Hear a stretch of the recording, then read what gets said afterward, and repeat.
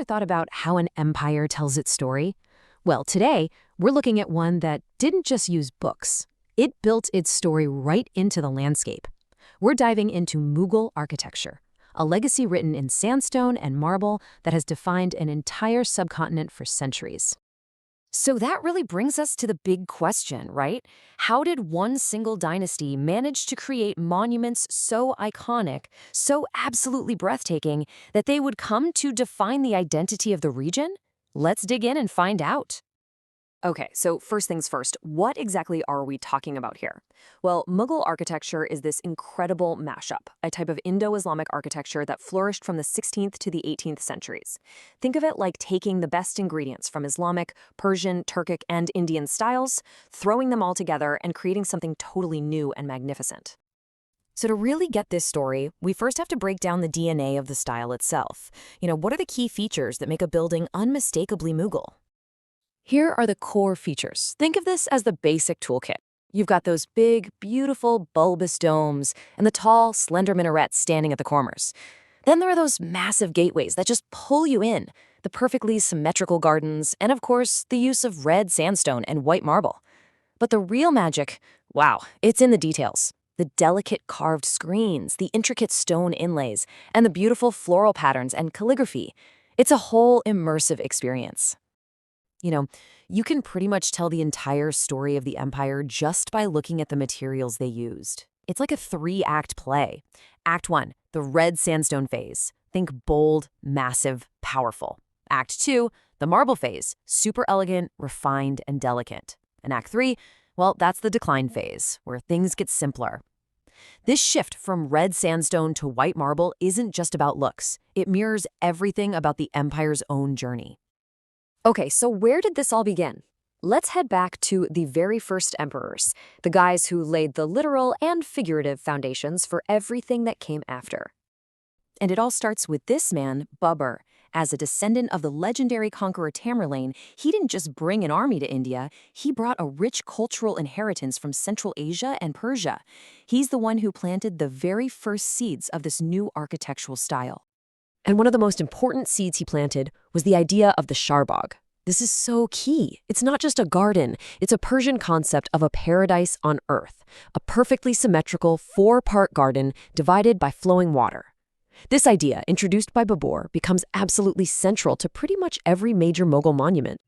After Babur came his son, Humayun. Now, his reign was a bit of a roller coaster. He was even exiled from India for a while. But, and this is a big but, that exile turned out to be a blessing in disguise for Mughal architecture. He spent years in Persia soaking up the super sophisticated art of the Safavid dynasty. So when he came back, he brought all those refined tastes with him. Now we get to a pivotal figure, Akbar the Great. Under his rule, Mughal architecture wasn't just about building anymore, it became a tool of politics. His philosophy was all about uniting the diverse cultures of his empire, and he used buildings to make that unity visible. And this idea is captured perfectly here.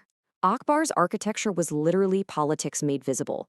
He deliberately fused traditional Indian elements like bracketed beams with Islamic arches. This wasn't just some random design choice. It was a powerful symbol of a unified empire. His buildings were making a statement. And the ultimate statement was his brand new capital city, Fatehpur Sikri. Built almost entirely from his signature red sandstone, it was centered around a spiritual heart, for sure, but it also projected immense power. It features the Buland Darwaza, the largest gateway in the world at the time, built to celebrate a military victory. Talk about making your point. After Akbar's era of bold power, the whole mood shifts. We're now entering the age of the connoisseur, a time of refinement, art, and a major change in materials. The emperor responsible for this shift was Jahangir. He was so different from his father, Akbar. Akbar was a conqueror and a statesman. Jahangir was an aesthete. He loved nature, painting, and really intricate decoration. It was his personal taste that started the move away from that masculine red sandstone toward the delicate elegance of white marble. And with this shift came a mind-blowing new decorative technique that would define the next era, dura. This is an incredibly difficult inlay technique where artists would take semi-precious stones, slice them thin, and fit them together perfectly to create images. It's almost like painting with stone. It allowed for a whole new level of jewel-like beauty. And this is the turning point, the tomb of Itmad-ud-Daula. It's nicknamed the Baby Taj, and for good reason. It was the first major Mughal building made entirely of white marble and decorated with that new Pietra dura technique. This tomb is the official beginning of the marble phase. All of this leads us to the absolute peak of Mughal architecture, the Golden Age under Shah Jahan. This was an emperor whose name would become synonymous with perfection in stone. This comparison just shows the evolution perfectly. We move from Akbar's bold, powerful red sandstone, a symbol of fusion and strength, to Shah Jahan's elegant white marble, which is all about grace, refinement, and a quest for absolute perfection. It's a total transformation. And of course, the ultimate expression of Shah Jahan's vision is the Taj Mahal. Commissioned as a tomb for his beloved wife, Mumtaz Mahal, it is the absolute pinnacle of the style. The core concepts are perfect symmetry, perfect balance, and using that white marble to create a vision of heavenly paradise on earth. When you break it down, you can see all the elements we've been talking about coming together in perfect harmony. The massive central dome, the 4 framing minarets, the incredibly intricate Pietra dura, and the whole complex set within a perfect charbagh garden. It's the culmination of everything that came before it. But, as we know, no golden age lasts forever. So now we turn to the final chapter of the Mughal architectural story and the powerful legacy that it left behind. The next emperor, Aurangzeb, was a stark contrast to his father, Shah Jahan. He was a devout, austere man who just wasn't interested in opulent art. So his reign saw a return to simpler forms.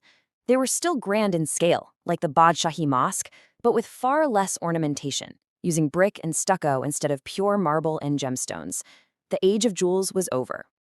But even with this decline, the impact was permanent. The legacy is one of artistic brilliance, cultural harmony, and architectural innovation. The Mughal style had become woven into the very fabric of the subcontinent's identity. And that leaves us with a final thought to chew on.